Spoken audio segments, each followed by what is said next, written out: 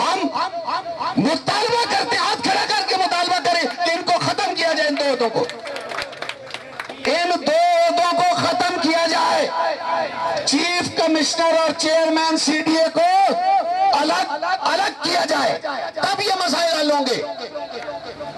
بات یہ ہے، سب سے بڑی زیادتی یہ ہے، میری تو گزارش ہوگی نگران حکومت سے کہ ان کو ہٹایا جائے،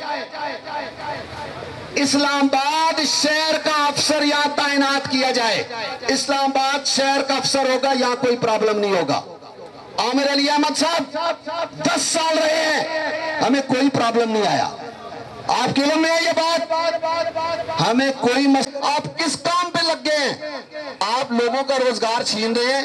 میں واضح کر دینا چاہتا ہوں کہ میرا آپریٹ ہوا ہے، پیٹ کٹا ہوا ہے میرا، میں پٹی کرانے آیا تھا، میرے دوستوں نے مجھے مجبور کیا کہ چند منٹ کے لیے آ جائیں۔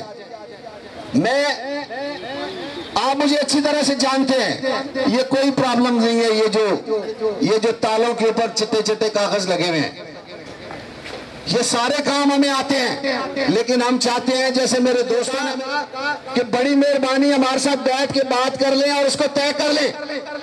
نہیں تو میرے خیال کے مطابق آپ سب ایمانداری سے سارے آ جائیں، سی ڈی اے کے دفتر جب تک ہماری بات نہیں مانے گا، ہاتھ کھڑا کر کے میرے ساتھ حلف دیں کہ ہم 15 تاریخ کے بعد میرے دوست جو بھی کہیں گے سی ڈی اے کے دفتر کا گھیراؤ کریں گے، اور اگر کسی قسم کی زیادتی کی گئی تو پھر ہمیں اس کا مقابلہ کرنا بھی آتا ہے انشاءاللہ۔ لیکن میں گزارش کروں گا، شہباز شریف صاحب ابھی کچھ دن آپ ہیں، برائے مہربانی یہ جو چیف کمشنر صاحب آپ لائے تھے اس کو ساتھ ہی لے جائیں لاہور، آپ نے جانا ہے 2-3 دن بعد، ہمیں ان کی ضرورت نہیں ہے۔ یہ اس شہر کو جب سے آئے ہیں مصیبت میں ڈالا رہا، اور ان کو خود کو پتہ کوئی نہیں ہوتا کہ وہ کیا کر رہے ہیں۔ تو میری گزارش ہے، یہ 2 عہدے ہم اس کا بھی اعلان کرتے ہیں اور ہم مسلسل احتجاج کا حصہ بنائیں گے کہ چیئرمین سی ڈی اے اور چیف کمشنر کے عہدوں کو الگ الگ کیا جائے۔ اور یہ جو سی ڈی اے مجسٹریٹوں کی بھرمار ہو رہی ہے، کوئی 5-6 مجسٹریٹ اکٹھے کر لیے گئے ہیں ان شہریوں پہ زیادتی کرنے کے لیے، ان شہریوں پہ ظلم کرنے کے لیے۔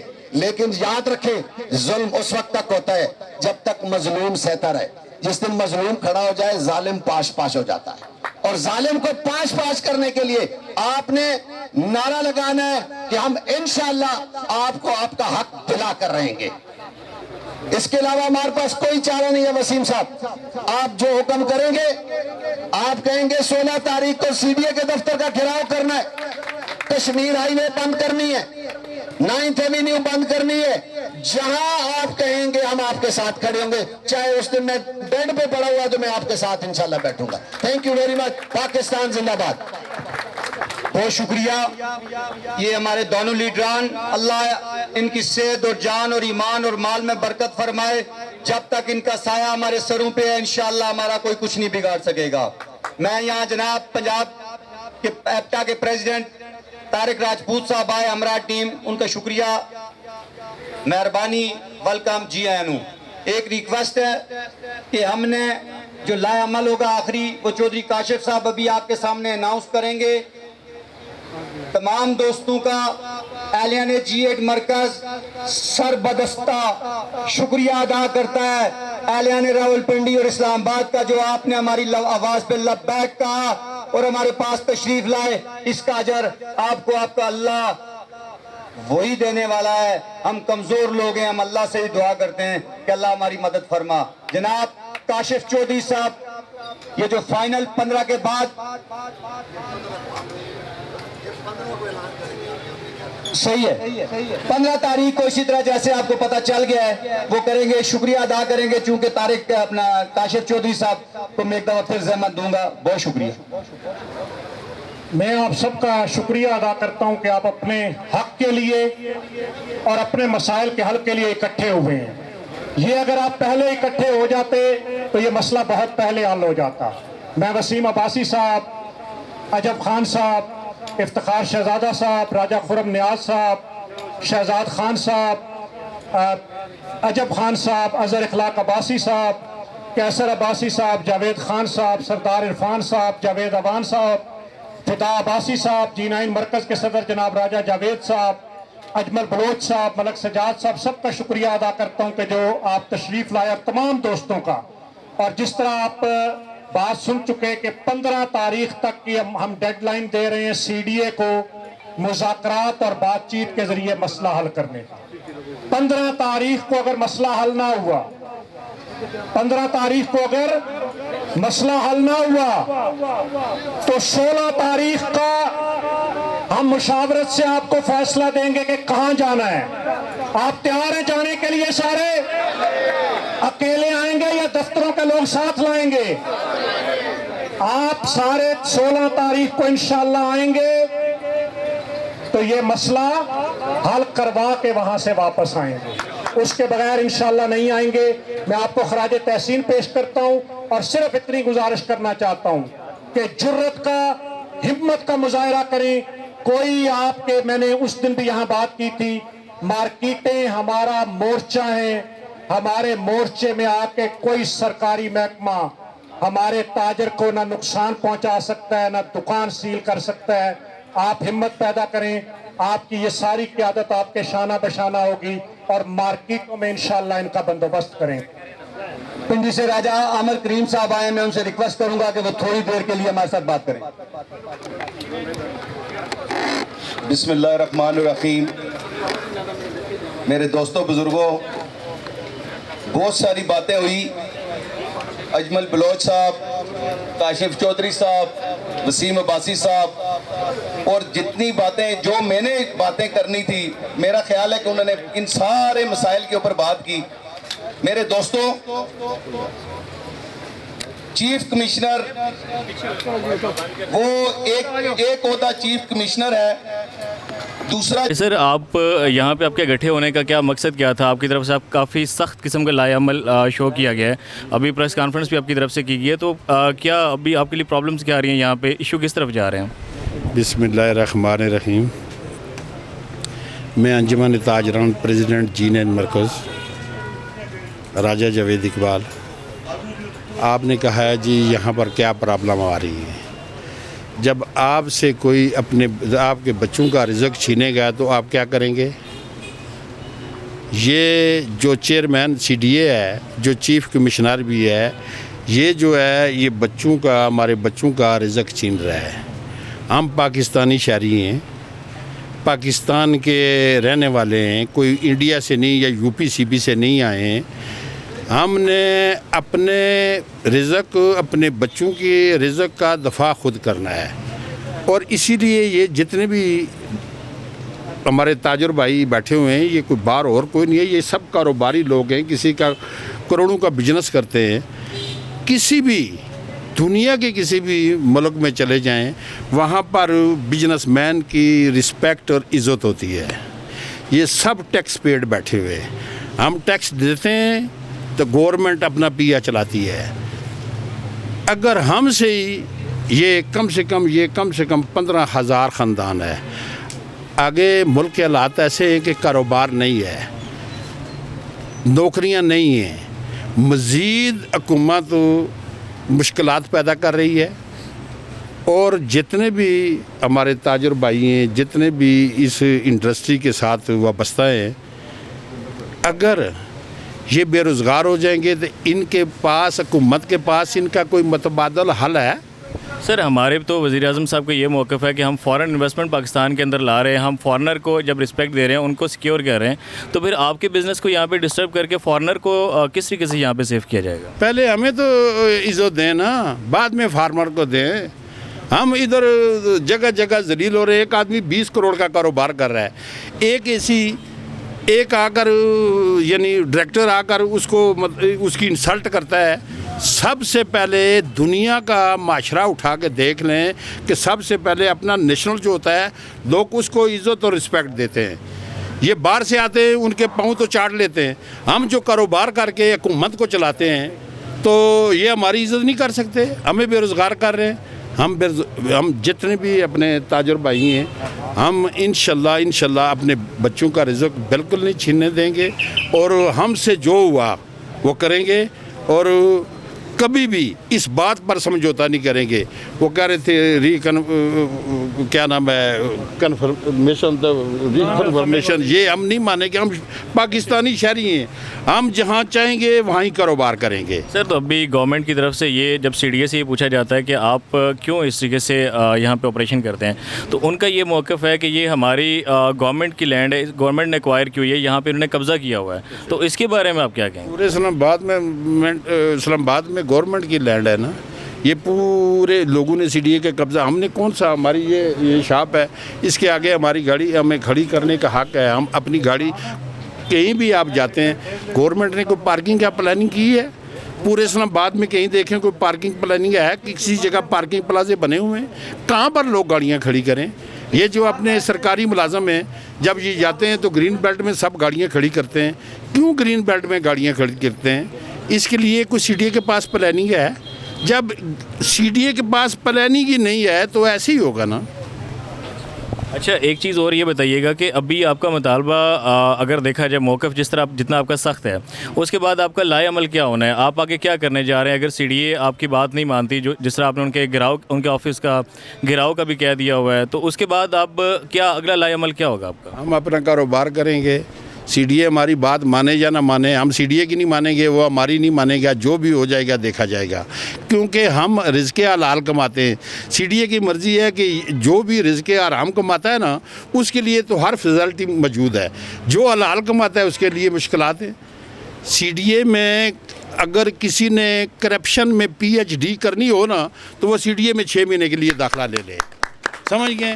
تو ہم رزق حلال کما رہے ہیں الحمدللہ، اور رزق حلال کماتے رہیں گے اور اپنا رزق کسی کو چھیننے نہیں دیں گے. تو یہاں پہ جو پرابلمز آ رہی ہیں ان کا کوئی نہ کوئی سولوشن تو موجود ہوگا. آپ نے کیا سی ڈی اے سے کیا ڈیمانڈ کیا کہ وہ کیا کہہ رہے ہیں؟ ہم کوئی ڈیمانڈ نہیں کرتے، ہم یہی کہتے ہیں کہ ہم کاروبار کرتے ہیں، اچھے طریقے سے کاروبار کرتے ہیں. اور دیکھیں ہم جب کوئی بھی یہاں پر تاجر ہے، اگر ایک انڈسٹری کے ساتھ ہے، یہ گاڑیوں کی انڈسٹری ہے، یہ دیکھیں اس کے ساتھ کتنے لوگ وابستہ ہیں، کتنی دنیا اس سے رزق کماتی ہے. تو گورنمنٹ کے پاس کوئی متبادل حل ہے تو وہ بتا دیں. ہم گورنمنٹ سے یہ کہتے ہیں کہ بھئی ٹھیک ہے ہم یہ کاروبار کلوز کر دیتے ہیں، ہمیں کوئی متبادل حل دیں. گورنمنٹ کے پاس کوئی ہے چیز کسی چیز کے؟ وہ خود بھوکے مر رہے ہیں، جگہ جگہ سے ٹکا پیسہ جو ہے وہ مانگ رہے ہیں، ہم کما کے ان کو دے رہے ہیں. دیکھیں ہم کمائیں گے، ہم ٹیکس دیں گے تو نظام چلے گا نا.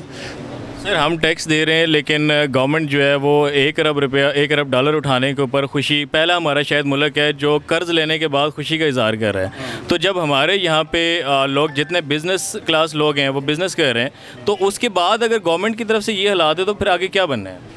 جب انسان کسی سے قرض لیتا ہے نا تو وہ مر جاتا ہے. وہ سوچتا ہے یار یہ میں نے کیا کر دیا ہے. یہ اگر قرض لے کر خوشیاں منا رہے ہیں تو اس گورنمنٹ کا پھر آپ خود اندازہ لگا لیں کہ اس گورنمنٹ کا کیا حال ہوگا.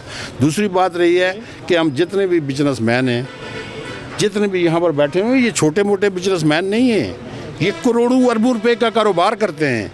یہ انڈسٹری جو ہے یہ آج کاروبار بند کر دیں تو میرا خیال کرتا ہے انڈسٹری میں بالکل جو ہے وہ ٹھپ ہو جائے. آگے جتنی بھی انڈسٹری ہیں وہ دیکھیں وہ ٹھپ ہو رہی ہیں. مزید اگر ٹھپ ہوگی تو یہ ملک کیسے چلے گا؟ بات اس طرح کی ہے کہ اس ملک کو چلانے کے لیے تاجر کو تحفظ دیا جائے، تاجر کی عزت رسپیکٹ کی جائے. پھر جو ٹیکس پیڈ ہوتا ہے نا اس کو گورنمنٹ بڑی سہولتیں دیتی ہیں. باہر یہاں پر جو ٹیکس پیڈ ہے اس کو جناب اٹھا کر کسی کو گربان سے پکڑا ہوا ہے، کسی کو کدھر کی سیٹ رہے ہیں، کسی کو کدھر کی سیٹ رہے ہیں. بابا مجھے باقی نہیں پتہ ہے، ہم جو جینے مرکز کے نا ہم ایسا نہیں ہونے دیں گے. نہ اس سے پہلے ہم نے کبھی ایسے ہونے دیا ہے، نہ اب ہونے دیں گے. باقی جتنے بھی ہمارے اسلام آباد کے جتنے بھی تاجر ہیں اس شعبے سے ان کا تعلق ہے، ہم ہر جگہ ہر مقام پر ان کا ساتھ دینے کے لیے تیار ہیں. لیکن کسی گورنمنٹ کے کسی بھی ادارے کو کسی سے رزق چھیننے کا کوئی حق حاصل نہیں ہے. اچھا جی، ہمارے ساتھ اس ٹائم موجود ہیں کاشف صاحب، ان سے جانتے ہیں کہ کیا وجہ کیا بنی اتنا سخت لائے عمل دینے کی. بسم اللہ الرحمن الرحیم. جب لوگوں کا رزق چھیننے کی کوشش کی جائے گی، جب لوگ فاقوں پر مجبور ہوں گے، اور جب لوگ جو پہلے ہی بجلی سے، گیس سے، پیٹرولیم مصنوعات سے، آٹا، چینی، گھی، دال کی قیمت سے تنگ ہیں، اور اس کے بعد جو تاجر باعزت روزگار کما رہا ہے، اس تاجر کا جب روزگار بند کیا جائے گا تو پھر اس کے پاس احتجاج کے سوا کوئی اور راستہ باقی نہیں بچتا۔ لیکن سر اب تو احتجاج کرنے والوں پر بھی پابندی ہے، آپ احتجاج کرنے کے لیے نکلیں گے تو شاید ہی آپ واپسی گھر آئیں گے، اس کے لیے کیا کہتے ہیں؟ کیا تاجر سیکیور ہے؟ احتجاج کرنے والوں پر پابندی لگانے والے خود چلے گئے۔ بہت سارے حکمران اس ملک کے اندر آئے جنہوں نے تاجروں پر پابندیاں لگانے کی کوشش کی، جنہوں نے تاجروں کی آواز کو دبانے کی کوشش کی، جنہوں نے بلند و بانگ دعوے کیے، اس میں حکمران بھی تھے، اس میں افسران بھی تھے، لیکن وہ نہ حکمران رہے نہ افسران رہے۔ تاجر آج بھی اپنی جگہ پہ قائم ہے، اس لیے کہ تاجر رزق حلال اپنی جیب سے پیسہ لگا کر کاروبار کرتا ہے، وہ اپنا کاروبار کر کے اپنا گھر بھی چلاتا ہے اور اس کے ساتھ وہ لوگوں کو روزگار بھی دیتا ہے۔ اس وقت حکومت کے پاس روزگار نہیں ہے، واحد پرائیویٹ سیکٹر ہے جو لوگوں کو روزگار دے رہا ہے، جس کی وجہ سے لاکھوں خاندانوں کے چولہے چلتے ہیں۔ اور پھر یہ تاجر ہے اور یہ پرائیویٹ سیکٹر ہے کہ جس کے ٹیکس کی وجہ سے اس ملک میں ایک چوکیدار سے لے کر صدر پاکستان تک کو تنخواہیں ملتی ہیں۔ تو اس لیے اس کو مٹانے کے لیے بہت دفعہ جدوجہد ہوئی، لیکن الحمدللہ تاجر اپنے اتحاد سے، اپنی یکجہتی سے، اپنی جرت سے، اپنی ہمت سے اپنے موقف پر قائم بھی اور ہمیشہ اپنے موقف پر فتح حاصل کی ہے، اس لیے کہ ہم ہمیشہ سچ کے موقف پہ ہوتے ہیں۔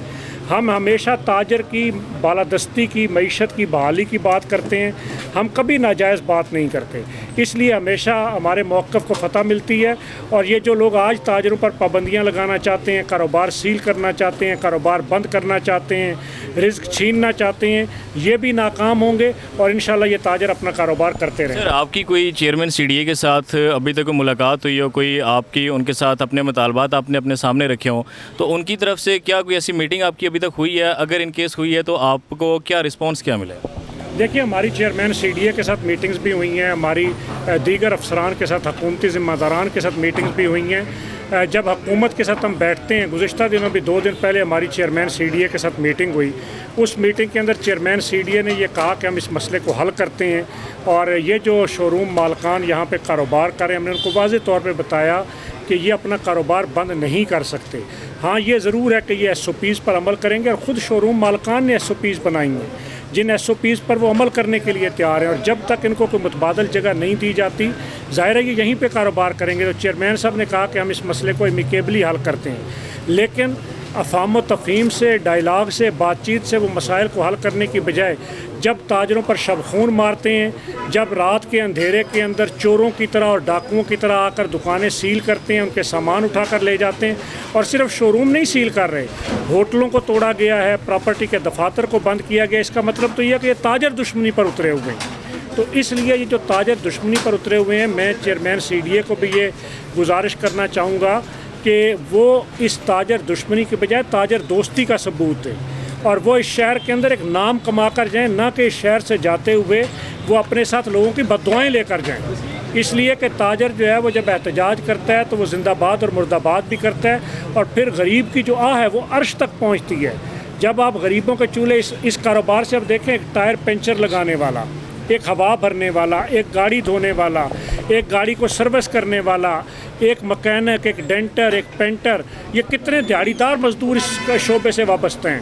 اور پھر اس شعبے کے ساتھ انڈسٹری والے، گاڑیاں بنانے والے، گاڑیاں امپورٹ کرنے والے، اسپیئر پارٹ بنانے والے، بیٹری والے، ٹائر والے، اسپیئر پارٹس والے، کتنے شعبے اس سے وابستہ ہیں۔ تو یہ جو دیہڑی دار مزدور جب فاقہ کشی پر مجبور ہوگا تو وہ دیہڑی دار مزدور تو اور کچھ نہیں کر سکتا، وہ ان حکمرانوں کو کم از کم بددعائیں ضرور دے گا۔ تاجر احتجاج کرے گا اور وہ بددعائیں دے گا، اور یہ بددعائیں عرش الہی کو ہلا دیتی ہیں۔ اس لیے ان ظالموں کو، ان جابروں کو اس طرح کے فیصلے کرتے ہوئے سوچنا چاہیے اور اللہ سے ڈرنا چاہیے، اور اس ملک کے عوام کو ریلیف دینا چاہیے۔ بہت شکریہ۔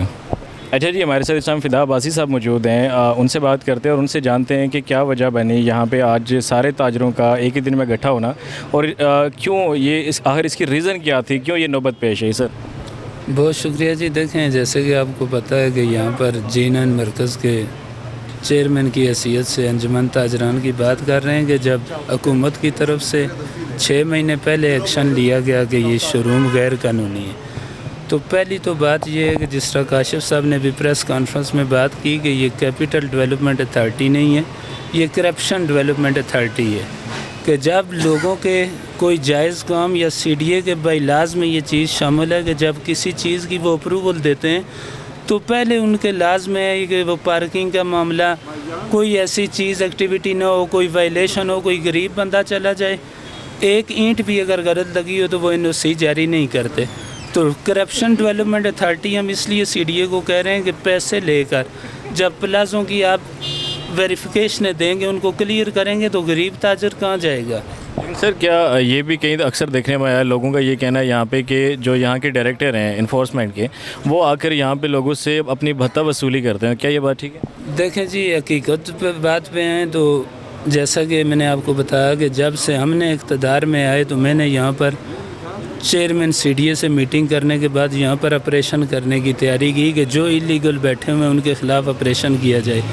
تو جس طرح آپ نے بات کی DG CDA، انہوں نے تاجروں کو بتایا اور یہاں پر کمپلینیں کی کہ آپ کی یونین نہیں چاہ رہی کہ آپریشن ہو۔ تو جیسے کہ میں نے ایک ہی مثال آپ کو دی کہ یہ کرپشن ڈیولپمنٹ اتھارٹی ہے، یہ اسی وجہ سے ہے کہ یہ خود تو ہر بندے سے جو کام کریں ان کا جائز ہے، اور جو حق الحلال رزق کمانے کی نیت سے حق الحلال رزق کمانا چاہ رہے ہیں ان کے اوپر یہ پابندیاں لگا رہے ہیں۔ اس لیے آج ہم نے واضح موقف دیا کہ 3 دن کا ان کو ٹائم دیا، اگر 3 دن میں اس بات کی ہماری بات کی سنوائی نہیں ہوتی تو پھر اللہ کے فضل سے آپ دیکھیں گے ہم خود سیلیں توڑ کے دکانداروں کے ساتھ کھڑے ہوں گے اور ان کو اپنا بزنس کی۔ سر آپ نے کہا کہ ہم خود سیلے توڑ کے دکانداروں کے ساتھ جائیں گے، تو کیا یہ لیگل نہیں ہو جائے گا، غیر قانونی نہیں ہے؟ دیکھیں پھر کون سا، آپ مجھے یہ بتائیں کہ یہ جو CDA یہ کام کر رہی ہے، جیسا کہ آپ کو پتہ ہے کہ ہمارے چیئرمین CDA اور چیف الیکشن کمیشن 2 عہدے ان کو دیے ہوئے ہیں۔